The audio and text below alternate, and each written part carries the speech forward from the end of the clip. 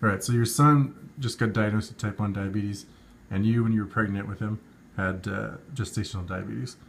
And you're afraid because of this you gave it to him. So I'm going to explain to you kind of how the two types of diabetes work and how you could not have given it to him.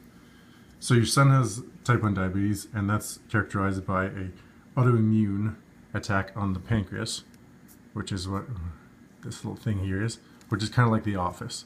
So the office is what supplies, or the pancreas is what supplies insulin, and insulin are the kind of the bosses who have the keys and go to the cell, which is the fuel plant, which is where energy is made.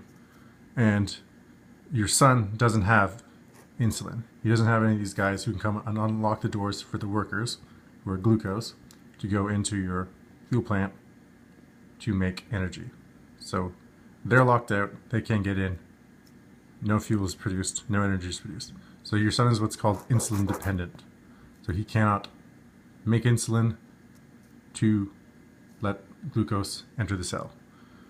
What you had, gestational diabetes, your office did make boss workers with the keys insulin, but the cells are resistant to insulin. So you don't have enough bosses, guys with the keys, to come and let the glucose, your workers, into the cell. So you need more people to unlock the gate for glucose to enter the cell. And this is what's called insulin resistant. The reason, okay, you didn't give this to your son, one, it's because he has a autoimmune disorder, but when he was in the womb, he was separated from your bloodstream, which is called the placenta. So there's a barrier in between.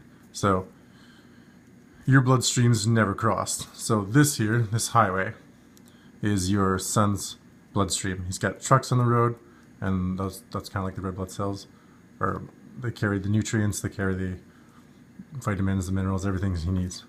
This here, the villi, is the shipyard. The trucks come here, they pick up the nutrients they need, and then they take it back to the bloodstream. The mother's blood cell, your blood vessels and bloodstream, are the ships here.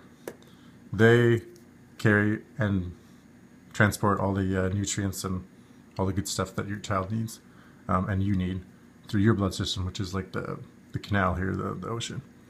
So to bring nutrients and stuff to your son, the ships pull up, stop, and unload stuff at the shipyard.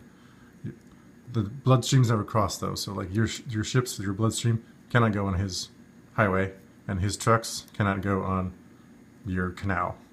So they never touch. So the high levels of sugar in your blood could never have damaged his cells.